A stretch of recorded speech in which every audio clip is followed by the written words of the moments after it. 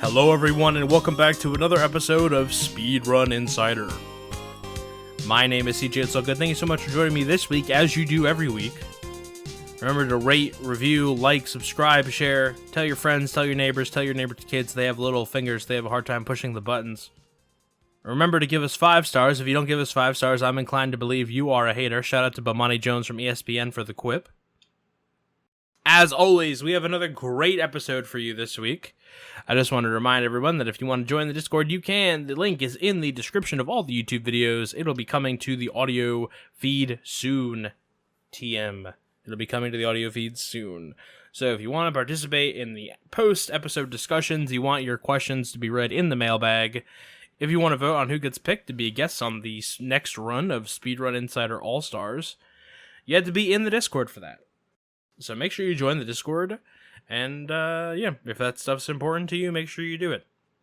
And we have been growing. 2022, pretty good year so far. Not gonna lie, pretty good for growth. Lots of that, once we got back on a regular schedule, it's been pretty good. Speaking of things that are pretty good, which is also one of the most, banal, lame segues of all time, I am going to introduce my guest today, the only way that I know how, which is with a kazoo. Dayman! There you go. It's Dayman. What's going on? Hey, how's it going, CJ? Hey, good. Yeah. Did you like the kazoo? Yeah, it's a little concerning that that's the only way you know how to introduce me, but that's you know what? Good. It works. I thought it was appropriate because I wasn't gonna do that. Absolutely. Yeah. I could have been like, he is the original Speed Dogs moderator, standing at 6'1 3/4. No, You know, not quite, but fair enough. Are you shorter than that or taller than that? I'm 5'10". I'm average height. Don't put yourself down. You look tall. I look tall? Is that camera angle thing? You look long. You look you you look like you are tall. Okay. Does that make sense? Yeah, most people don't say that because when most people see me, they see me at the average height that I am. Yeah, because they're in the same room as me. But I guess if you've only ever seen me on camera 4 times ever, because I don't stream with a cam unless it's a charity event, then yeah, I mean, fair enough. From the top of your head to your clavicle, you look tall. Yeah. Cool. Long neck. Love it. Hey, listen, you could have taken that the absolute wrong way and been long face. That would have been worse. It's true. Long neck is better. I don't think I have a horse head, so that works out pretty well. No, you know what though? It's the camera is forced proportions, Right. So I just assumed that we were getting you top down kind of thing, like you were constrained in this little box, but I'm sure you're just an average height, averaged everything guy. Yep, pretty much. Yeah. Can I ask you a question really quick before we get into anything else? Yeah. What do you do? What do I do? I have actually, this is actually my number one question in my notebook. You have given me little hints, been oh, I have a class, or your schedule also doesn't make any fucking sense to me. It's no. Oh, I'm I don't know what you do. I have jotted down some guesses. Oh, actually. Please guess. Okay, so I'm going to give you some guesses, and this is how we're going to start the show. And then you can tell me what you actually do, but I want to know how close I get. All right. Okay. All right, so you have this really weird, schedule that I don't understand. So my first guess, and you're going to laugh, and everyone's going to laugh, and it's obviously the most outrageous of all of the guesses. I wanted to guess that you were an exterminator. Okay. Because I'm you're off correct on Sunday, but you have this weird window on Saturday before you work, Okay. Yeah, you have I'm he just gotta be killing bugs out here. No. All right. Not even close. Not even close. Okay, so I'm really cold. Oh, quite. Which pole? North or south? Does it matter? All right, fair enough. I'm on one of the poles. Okay. All right.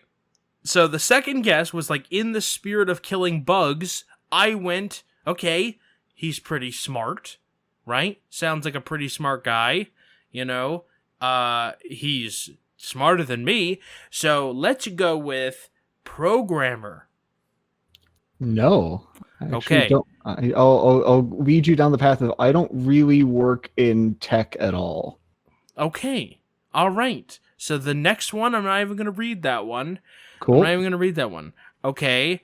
I am going to go next. Okay. Do you play in the, like, shitty Holiday Inn band that they have in the lobby? No.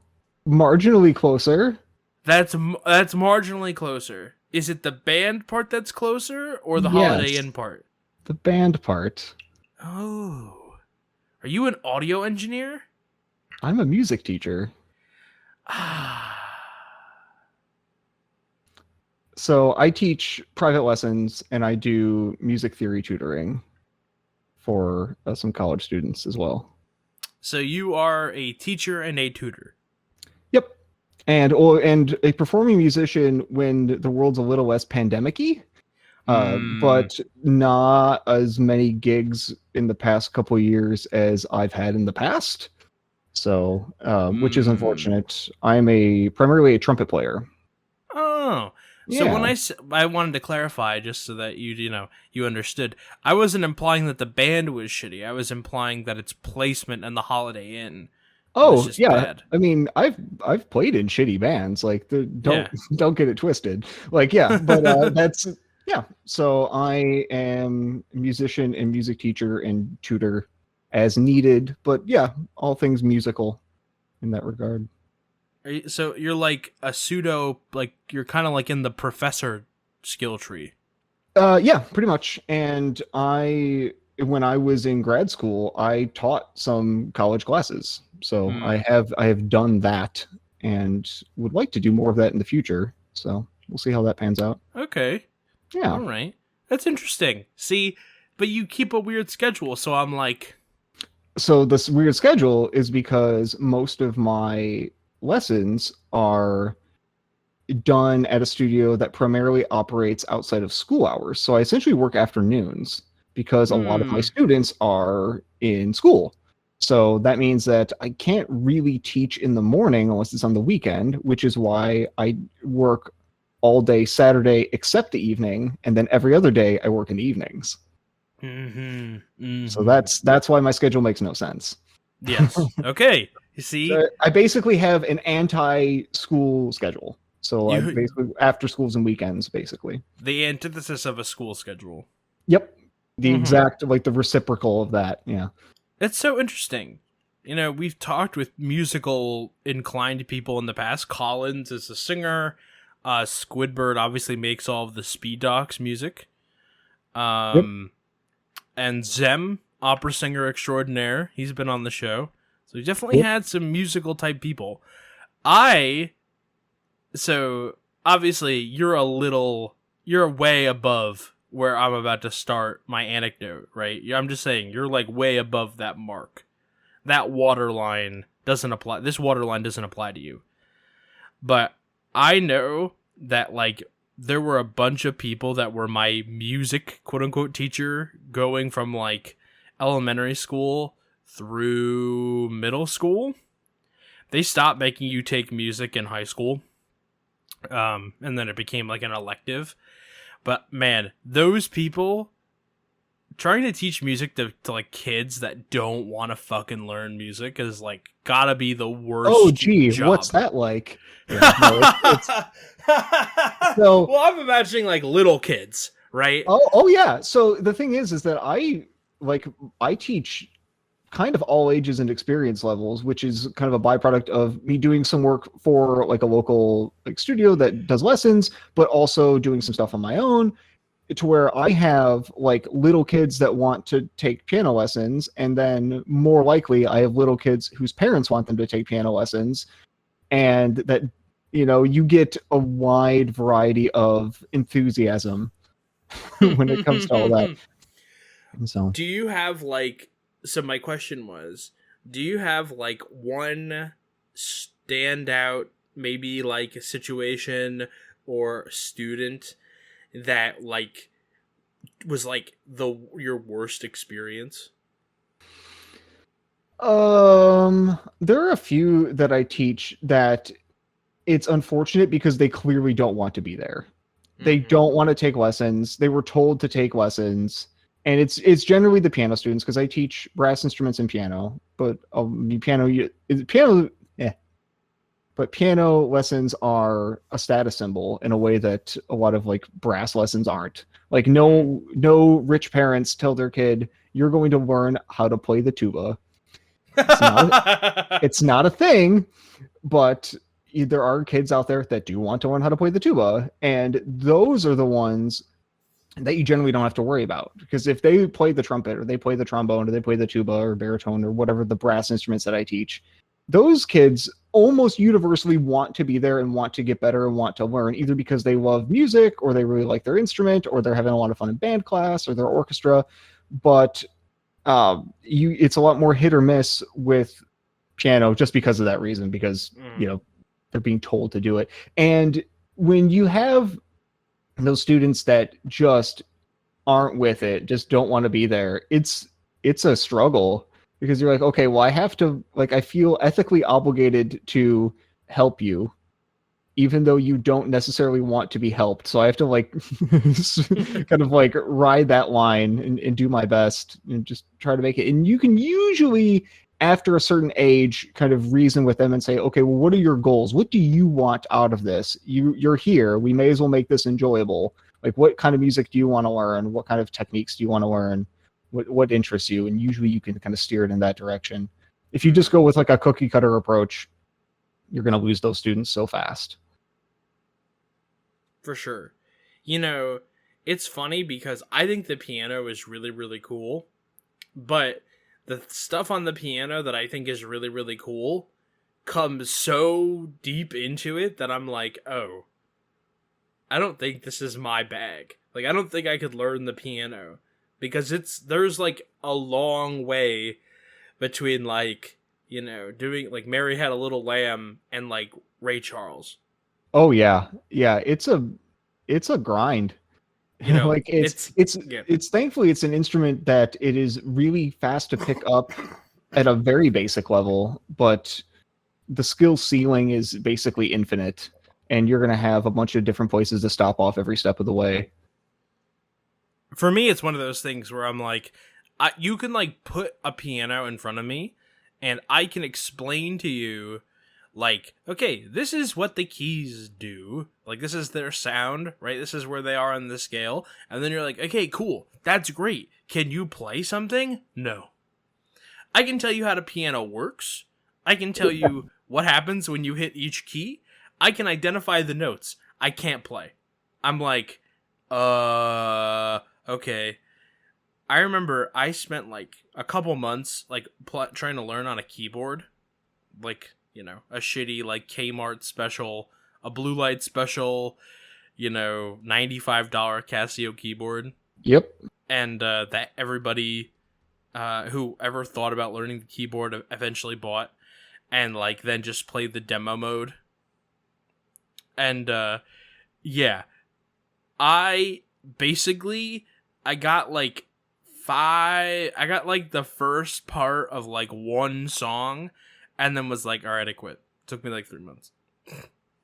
Yeah, it can be frustrating, and that's another reason why I think it's important that people pick the right instrument. Because if you just want to learn music in general, you can find an instrument that clicks with you and that is like a good way into it, and you can learn how to do cool stuff.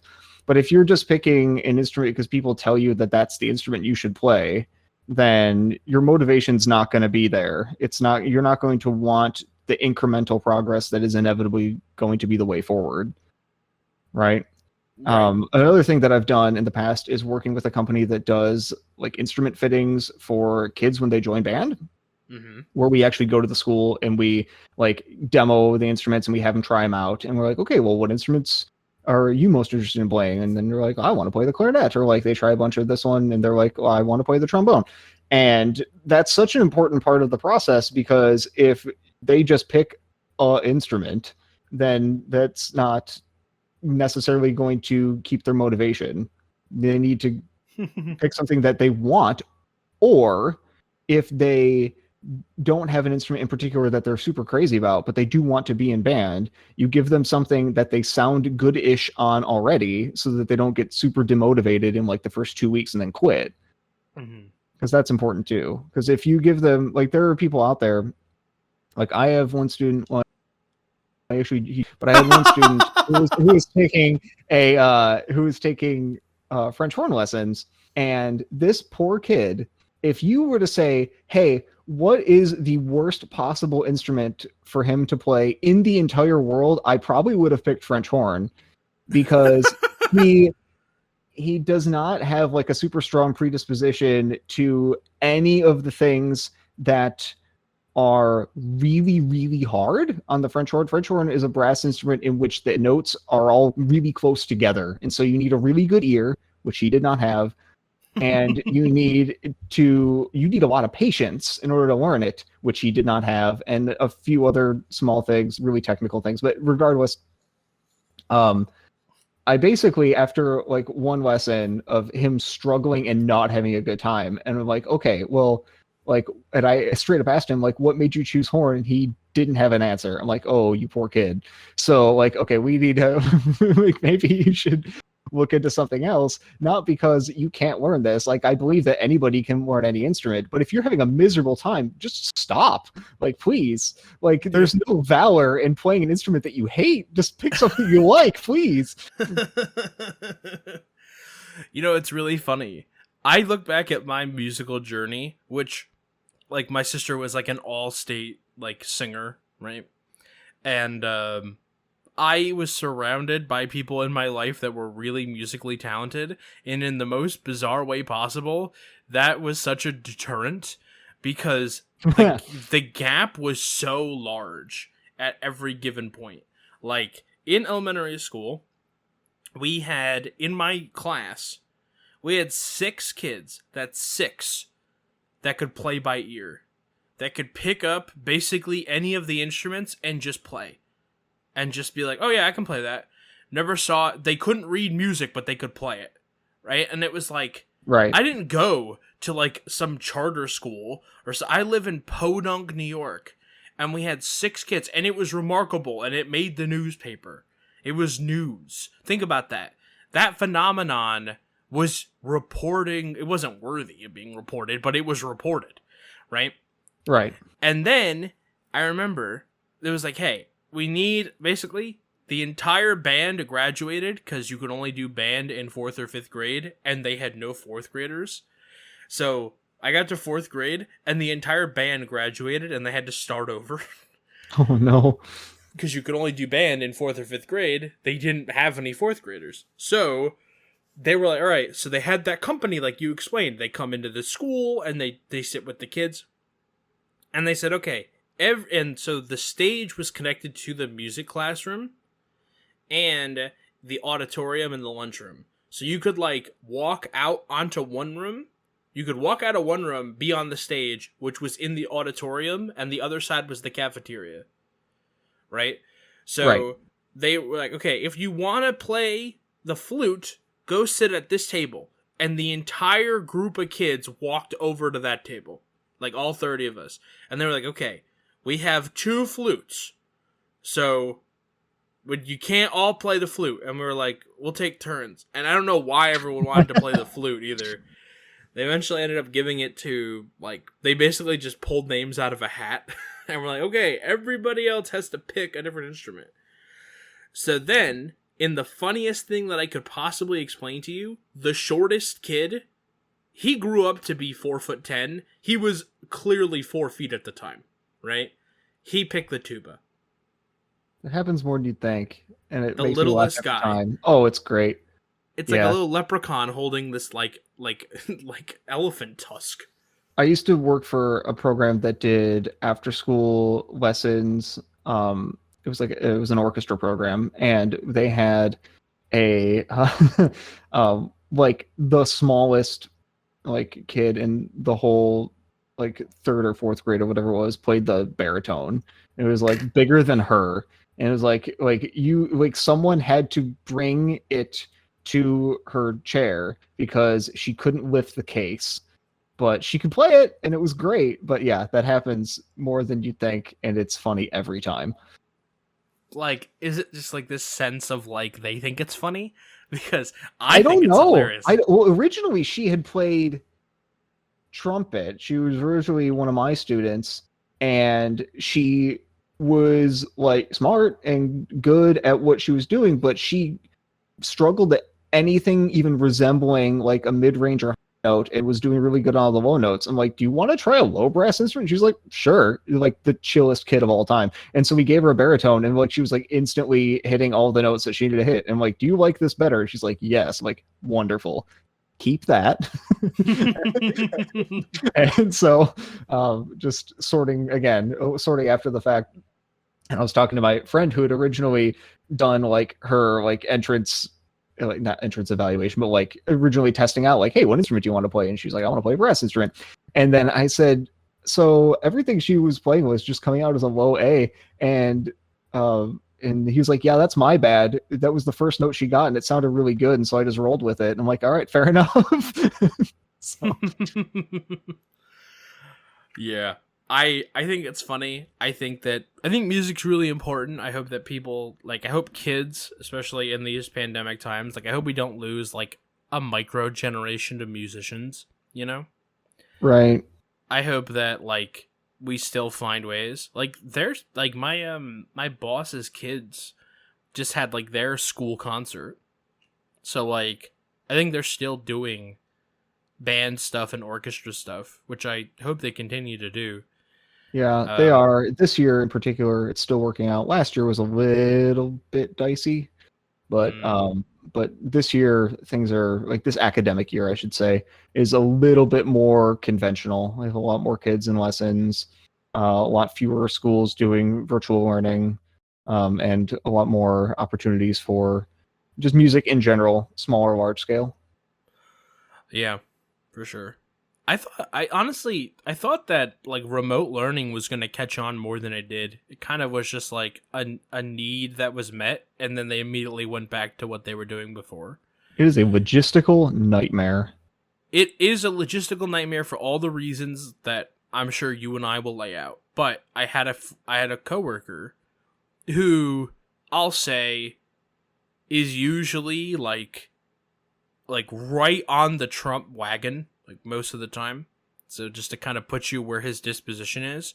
Gotcha. And he's also like he is a bastard to work with until you get to know him. He will make you want to quit. And I almost did my first month after working with him because he was just an absolute human pile of garbage to me at all times. However, once you and him find a way to click, he is like a dog, a mad dog for you at all times. He is like in your camp. He would kill someone for you once you like click, right? Gotcha. So me and him were cleaning snow off of cars. It was just me and him. We're out there. There's 3 feet of snow on all the fucking cars. It's up to my waist in some places, and I'm 6 feet tall. And, you know, he's like half foot shorter than me. And we're just talking about his kid in school. And he's mad because his kid can't go to school. And he's like, listen.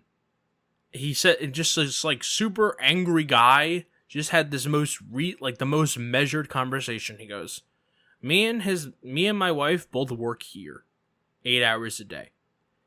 You know, he has to go somewhere.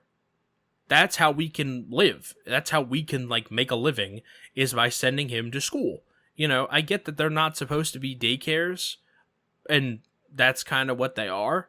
Even though like they're learning and they're doing stuff, I need him to go to school. Someone can't stay with him while he learns from home. So if he doesn't go to school, he has to go somewhere else, and that's a nightmare to figure out. And that is his most measured opinion I've ever heard him say on any specific topic ever, right? It is like the most like salient point he's ever made. Someone who's usually just like angry and mad and screaming and telling you get the fuck out, right? Like just really crystal clear point. And ever since he said that, I've kind of agreed that like they gotta go somewhere. You know, as much as I think remote learning has like infinite possibilities and a new like generation of educators could utilize those possibilities more than probably what already exists. And if there was ever a time that we were going to have mass changes in like education reform, a sea change like going remote would be that time. Right. Yeah. You know, it's just kind of this weird thing. But yeah, go ahead. You were going to say some stuff. No, not really. I mean, I totally get what you're saying with that. What it makes perfect sense. It's just it is the whole thing is it's an unfortunate situation no matter how you slice it. And if I've had students come in for lessons and I can't tell you how many of them have said like in the past year, yep, I didn't play at all in the past year because we went into like a virtual learning and just like band just went away. Like, so I haven't touched my instrument in over a year. I'm like, okay, so let's get you caught up.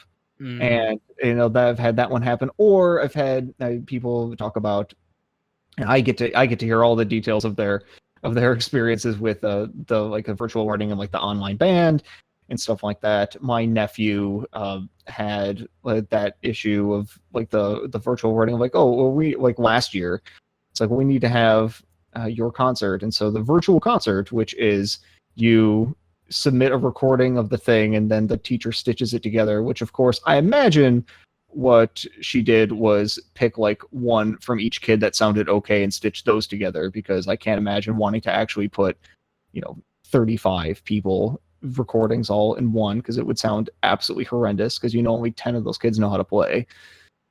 But it's just but when they're all together it's kind of hidden, right? No. It's hidden for the parents. The problem is that, or the nice part is that if you're awful and you like try to hide, enough people can bury you that you can get away with it. But if you have 35 students that all submit a recording, well, they all initially, until you do something to that, have equal weight, which will never happen in a live performance situation unless you like explicitly went out of your way to make sure that they did, So it's a whole mess. I don't know what the solution is to, capitalizing on like this moment for sea change. I will tell you that my science teacher, from my 8th grade year, came to buy a car, and he was talking to me about how his team of teachers, there's like, they do teams like 4 or 5 teachers, right? So you have like a science teacher, a history teacher, an English teacher, and if you get one, you get all of them, right? Right. And the idea that they did was they're like, we're focusing on critical thinking. So it's a test. He showed me. It's really interesting. It was a test that it was like, okay, here are slides of different kinds of cells. Is this cell organic or inorganic? And then, if you picked this, why did you pick this one? And it was interesting because there was no double jeopardy. You could get the guess wrong, but if you gave a reason why you thought it was organic or inorganic, you could get points. So I like that a lot. Yeah, it's like, okay, this is inorganic. Okay. This is organic. Okay. This is a rock. Why did you think it was organic? Because I looked at this and I thought this was a like a cell wall, and that's only present in inorganic cells. It's like, organic or whatever. You know what I'm talking about? Just like go through that. Yep. I butchered the explanation. All the science people are balding right now, but you get what I mean. And they could get points. They could actually get more than half points, and they could get like the whole question right in some cases. And I was really interested to see that. And I think that that's kind of the thing that you have to go to if you're going to be like, hey, we're going to educate a new generation of kids. We entered the information age and had no idea that what follows the information age is the misinformation age. Yeah, that's... If everybody is allowed to talk in a room at once, you get nothing, right? It's just like you get a sea of noise and you're listening, and this is how I got here, believe it or not. This was not just a crazy offshoot. It is not the one person in the auditorium playing in front of like all their parents in Christmas sweaters for their winter concert, right? It's not the one person being able to hide, because it doesn't all equal out. Right. You know?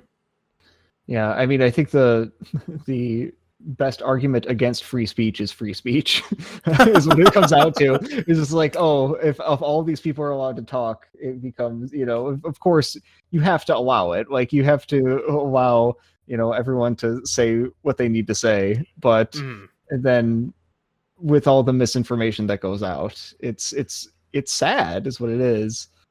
Yeah, I definitely think I took a class in college. It was only last year of college. It was one of these like online courses where you never met the professor and you just communicated through a forum, like one of those like shitty school portals.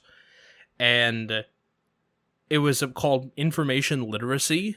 And just like, okay, here's how you tell good information from bad information.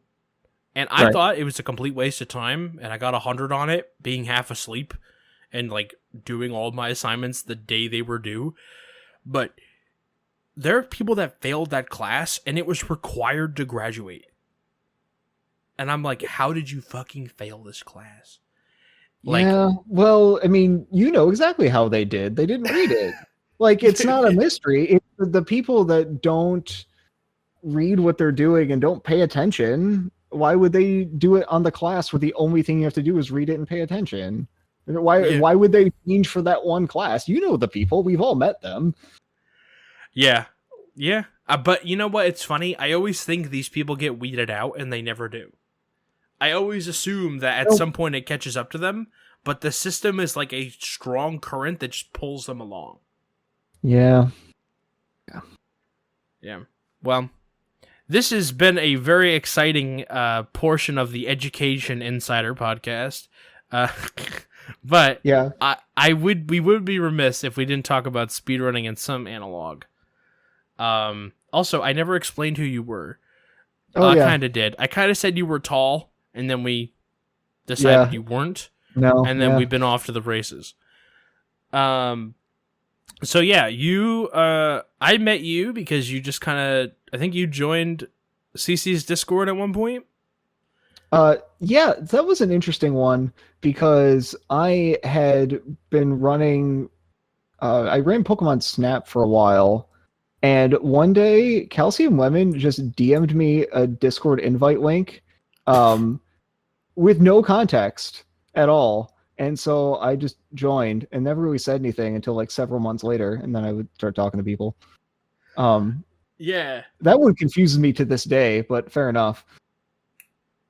That's so funny that the reason that you and I are talking right now is because of a random Lemon DM. Yeah, I think it's the only time he's ever DM'd me anything ever, and it was just a Discord invite link. Like, yeah, fine, whatever. Wow, that's really like on the edge of a knife funny. It's just like, all right, like. You want to talk about the butterfly effect? Like, damn. Because, and I say that, because we then went into, I think it was CC's Discord, and we were like, hey, we're looking for people that want to moderate the Speed Docs Discord, that are not currently moderating, like, the Neverending Circle Discord. And then you were like, yeah, I'll do that. And you were, like, one of the first 3. And then we had 4. And then we had 4 for a really long time, back when nobody said anything, and nobody used the server at all. Yep. We didn't even use the server, which was the funniest part. No, I remember that. Good. I remember just like, because I have the notifications on for like if anybody says anything, and then like days at a time would go by in the early days, and no one saying, I'm like, okay, that's fine. I can delete no messages. That's easy. So then it wasn't really until the first SDAT that we needed, like, we actually, like, grew, which was weird. Mm-hmm. And we got really big all at once. Like, people that weren't even doing the marathon joined. And we're like, this is weird. This is interesting, right? This is not what we thought it would be. And then, like, people just kept joining. And then we had, like, a couple of videos that were popular, and a lot of people joined. And then, obviously, we've had people over time join and not leave. Like, alumni and people that work on the projects with us. Which is awesome. It is awesome. I think we're close to, like, 400 people right now in the server, which is insane, right? I never thought that would be the case. I remember when we, like, barely cracked 100, and then, like, a week later, we were down below all that. Like, we were down, way down below. So I was like, oh, no. This is not good. This is sad. But, yeah, it's, like, it's definitely over 300. I think it's, like, close to 350-ish right now. But, yeah. And, then you became, like, one of our best restreamers, which has been, like, super helpful because restreamers are so hard to find. So that's been fun. You've been woven into the Speed Docs fabric. Yeah, I have kind of gradually become a loosely affiliated, Speed Docs person. I've also run at a fair amount of events because let's see, I did ICAAID and I did both SDAT 21 and 20 and 21, and then I did Jerry. I didn't do Launch Party. That was the only one I didn't do. Yeah. So that's fun. Did you submit to Launch Party? I don't remember. No, I was busy. Yeah. Launch Party at the time, I went and I kind of explained, okay, it's going to be smaller. And people were like, man. And then it didn't end up being smaller. Like, we raised like $4,000. No, that was really good. Yeah, so now I'm never going around telling people, like, hey, this is a smaller event. I'm never doing that. Because I just honestly, like, I even, like, said that for Jerry-Aid, and it wasn't small. Nothing about it was small. No, that went really well. I don't want to talk about that dude from the thing last night, right? Like, I don't want to talk about that. Right. But I'll just say somebody, for whatever fucking reason, thought it'd be cool to pretend to act like they spoke on our behalf. Like, on behalf of Speed Docs, vis-a-vis on behalf of the event. Like, yeah. And I was like, no, you fucking don't. What the hell are you talking about? This dude went out of pocket, right? Yep.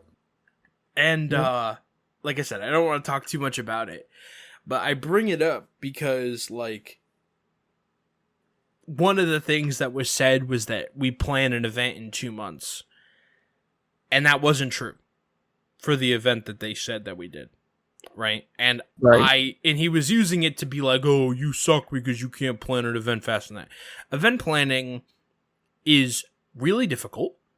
I do most of it alone, right?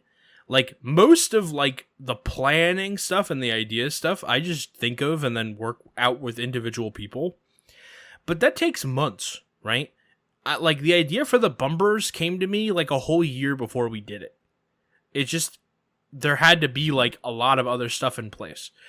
And so, you're doing that all the time. It's not just like, oh, I'll just do it. Well, I work 8 hours a day. So the only time that I have to do it is when I'm not working. A lot of people don't have the gas in the tank to do 8 hours every night working on a job they don't get paid for. Right? Right. I'm just dumb, so I do it. Anyway, and the reason I go through all those disclaimers is because Jerry-Aid is an event that we plan in 6 weeks. Yeah. And it's crazy. And that, but again, all the cooperation we had to have, right? And there was a lot that didn't go right. For example, we ended up asking Aries for help because Quo was unavailable that weekend. The original weekend, by the way, was December, like the week before Christmas, which we all decided would have been horrible. Yeah. that was legit 7 weeks. So we took 3 weeks off, and then we pushed it to January. And then we started doing it. I think submissions were just open in December, more or less. You know? But, like, I mean, Owangus didn't work. that didn't. Nope. Sure didn't. They didn't take donations. The tech was all a little wonky. You know? Like, we just had not to get too deep in behind the scenes stuff, but the RTMP went down. When does that ever happen? When has that ever? It never happens that the RTMP just goes down. Which is for those of you not in the know, when you have like an online marathon, the way that you avoid going down for every run is you have the streamer basically stream to a separate server, and then you have a restreamer who takes that link, right, that feed on the server, and then remotes into the computer that's streaming the main stream and streams that. That's a really complicated thing that I just explained in 3 sentences, so take it with a grain of salt. That's basically how it works. And the RTMP is the server that lets us do that, and that went down during the event. Like, okay, now what? We were an event that at one point had no ability to stream and had no ability to accept donations. It's a loose definition of an event at that point. We were just a bunch of people hanging out. Yep. You know? But it worked. You know? It did. It ended up coming together. By the second day, I think most of the stuff got ironed out a little bit, and we had a bit of a smoother time. Yeah. You know, it's interesting. And again, that was all work, all night, getting that to work. You know, like, we got the new donation thing up at 8 o'clock. That's the GDQ tracker that we used. That's the one that GDQ uses. That took a lot of work. So shout out to Quo and Aries for basically non-stop working on that all day Friday. That was a whole, thing and a half. But I bring all that up to say, the reason we're able to do stuff like that is because we built this really cool community, and I really don't know how it went from being a bunch of separate entities to being a semi-cohesive shaggy ball of dough, you know? Were it not for Lemon, yeah, you wouldn't be here. A person that at the time I don't think I ever had a conversation with, which is even funnier. I love it so much. I love your origin story. Yeah. All from me somehow deciding that speedrunning Pokemon Snap for a while was a good idea. Right? And it just goes back further. You also do the speedrun stuff for Extreme G and XGRA. Yep. The first stream that I ever saw you do was XGRA. And I was like, what the hell is this? I love kart racers. And so I was kind of interested in it. It doesn't look like a game that I'm going to pick up at any point, mainly because I have a super long backlog of casual games. But talk to me about those games in particular, and what draws you into them. So back when I wanted to start speedrunning stuff, this would have been 2016. And I started watching speedruns and getting into speedrunning. I'm like, okay, this is really cool. I want to do this too. And of course, you go through the inevitable, okay, well, what game should I play? So that's what everyone does. And so I was thinking, well, I don't want anything that's too long of a game. And I want to find something that maybe is probably level-based, so it's not obnoxious to practice. Because I think that that's something that it plays to my strengths as a person with a musical performance background, is I'm good at practicing stuff. And I was like, okay, well, so something, what game I really like? I want to learn DKC2. And I learned about half of that run, and I had this kind of moment of realization where I was like, if I learn this run and I just, am a DKC2 runner, that will be fun and that will be fine. But I don't think that in doing that, I will personally contribute to the speedrunning landscape in any meaningful way. Like having an average time in a game that 1 billion people play, it's like, the 8,000 people that run 70 star and 16 star. It's fine. It's fun. But like, what's a game that doesn't have an established speedrun that I enjoy that I could kind of like add to the scope of things?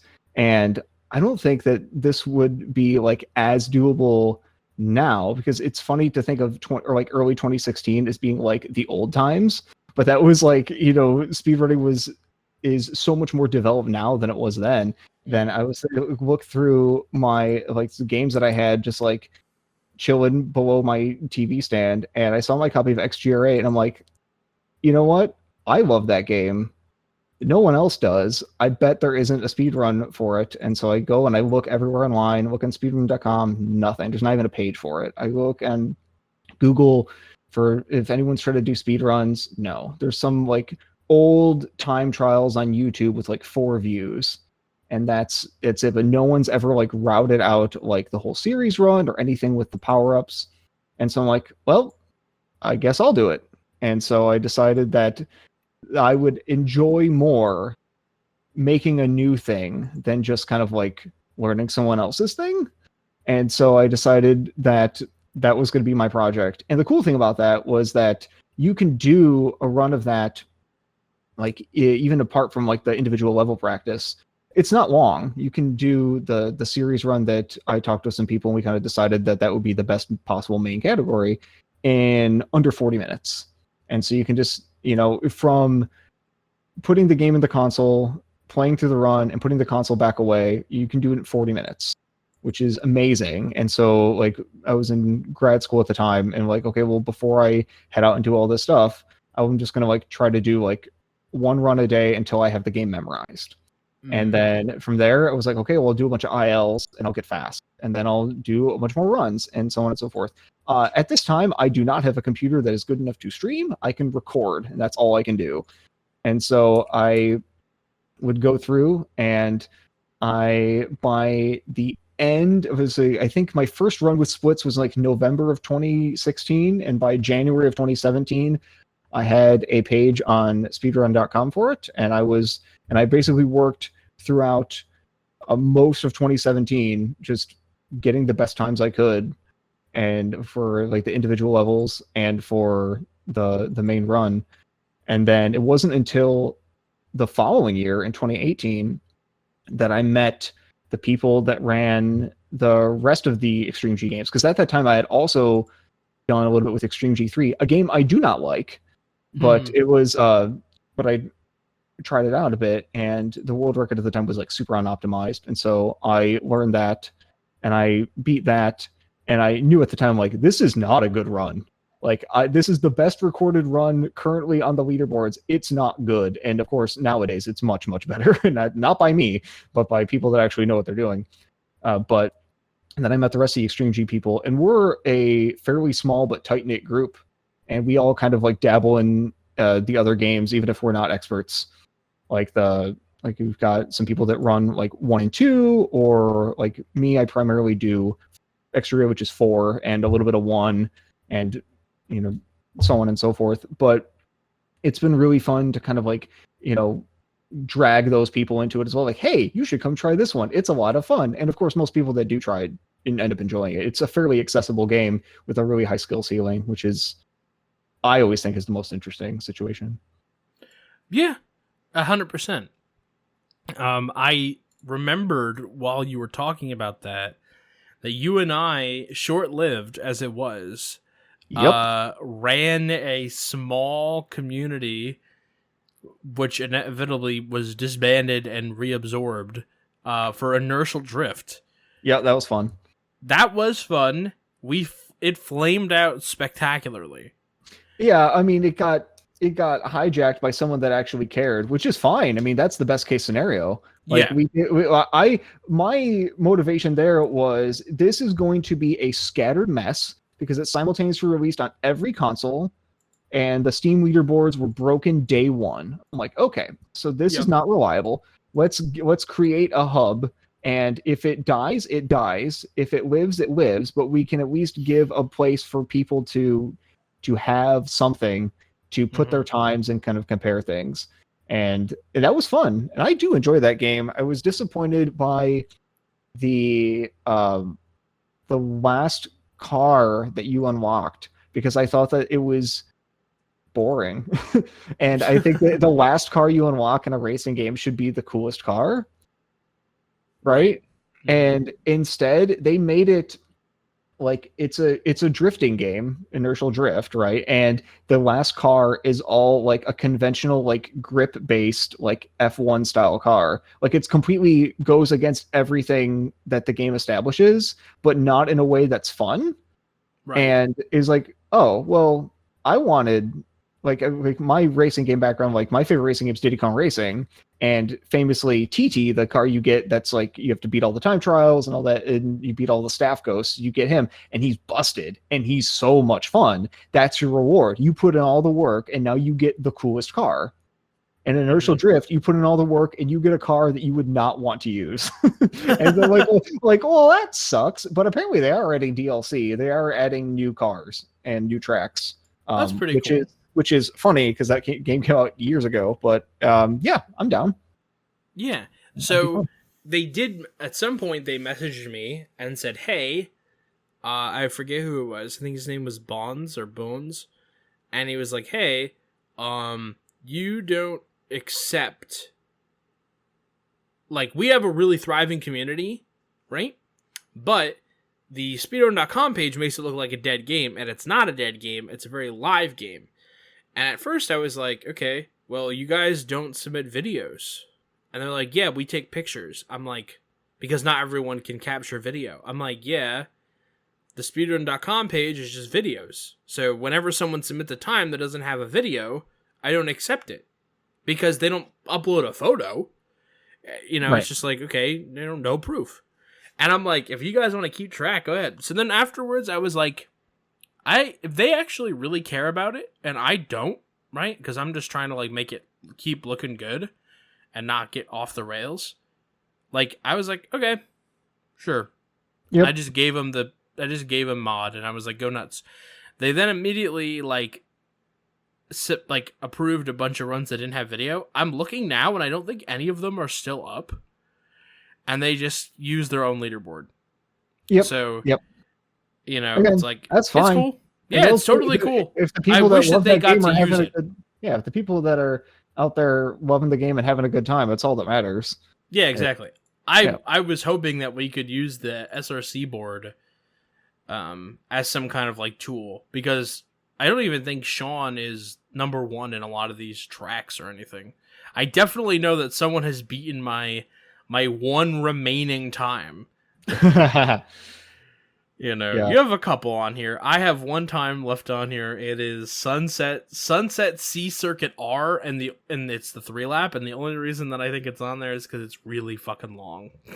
That's not a fun track. No, it's not. No. But, you know, it was cool. It was a cool game, you know? It is. And it's on every system, which is kind of nice, and it's not expensive. Didn't right after it come out, they had to reset all the boards because all the times were fucked? Oh, day one, yeah. Yeah. That was really funny. The Steam leaderboards broke the first day, yeah. Someone was like, oh, I beat it in 1 second. It's like, man, that was pretty rough. In that first track, Lakeside Loop, I love that track. It's great. It's a good game. Yeah, it's a good game. You should definitely consider buying that if you like racing games. Because, like, and we just barely scratched the surface of this when we were playing, but we figured out there were good bonks to take. Like, you could hit the wall and you wouldn't lose any speed, right? And it was just like, or you could hit the wall and it'd be faster than not hitting the wall. And I was just like getting into that stuff when it kind of petered out. Yeah. I think the coolest thing about that was that Sean actually got into GDQ.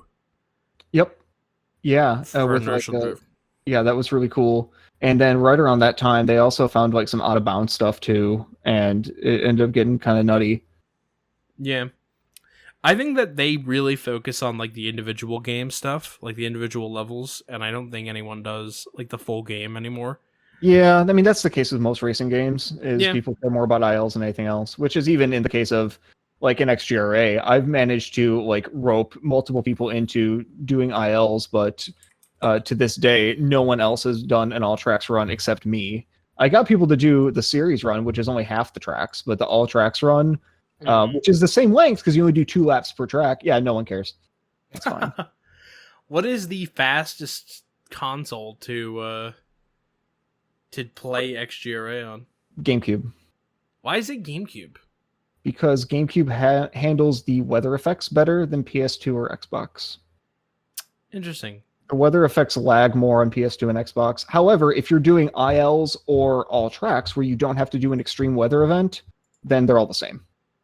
But for I think GameCube has marginally better load times overall. So I think it is slightly better in general. Marginally better load times and less lag on the extreme weather courses. Yep. I'm looking at this. You have a lot of these. You have a lot of these records. I used to have all of them, but Mr. Blonde and Mandalore have been doing pretty well. Yeah, so my thing with that game, and we talk about all the time in the XG Discord, is like I'm going to go through and I'm going to work on these in starting with the ones that I think are the weakest and work towards the ones that I think are the strongest, unless there's a level that really jumps out to me. You guys do whatever you want. I've got a it's us versus the game approach to that sort of thing, where I just want the times to be good. If someone's going to kick ass on a track, nice. Then that's a track I don't have to worry about. I'll worry about it later. And then I'll go through and I'll like, oh, that's the best we've ever done on that track. That's embarrassing. And so I'll spend, a week or so trying to improve that one and then kind of go through that way. Yeah. But that game's always going to be my baby because I was the first one to come up with any like established speedrun strats for it, especially when it comes to the power-ups. Like people did time trials way back in the day and then just like wrote down their times and submitted to like Cyberscore or whatever, like your twin galaxies. But the idea is with the way that we played the game now and the way that I kind of started playing the game with like the arcade mode style and with the series runs, utilizing the power-ups to really go fast wasn't done before in any way that was ever recorded. So that's always going to be special for me personally. Awesome. Do you have any other plans, speedrun plans, other plans for the future? Like, do you have any upcoming ideas? I'm learning Cuphead. That's fun. But I don't have any like big projects other than in Rogue Leader, my other speed game. I do want to like finally grind and get a sub 40-minute time, which has been close but kind of held back by some RNG and a few other things. But it's there's one level that's pretty inconsistent, but the rest of the game's pretty good. Nice. You ever gonna speedrun do Snap? Absolutely not. It's way too long. I have no interest in playing a game that is that long. It's just too long. It's like very long. You would have to come up with some insane skips or anything crazy in order for that to be appealing to me. It's great for high score, but I have no interest in trying to go fast in a game that is that long without any opportunities to do anything crazy. Mm-hmm. Yeah. Hey, listen. I think we should start wrapping up, but I just want to say thank you so much for being on the show. This was a lot of fun.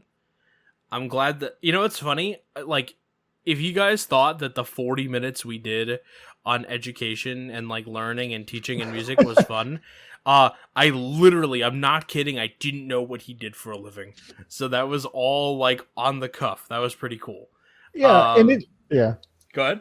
I was going to say, and it's fun because that's kind of how I feel like music in that way, and it's not just music in general, because I'm not a public school teacher. My degree is not in music performance and in music theory, where my main thing is kind of learning pedagogy and execution at sort of that high level, and like that sort of the precision of like private lessons and private instruction, and things like that, which is pretty different to like the kind of general like young children classroom teaching.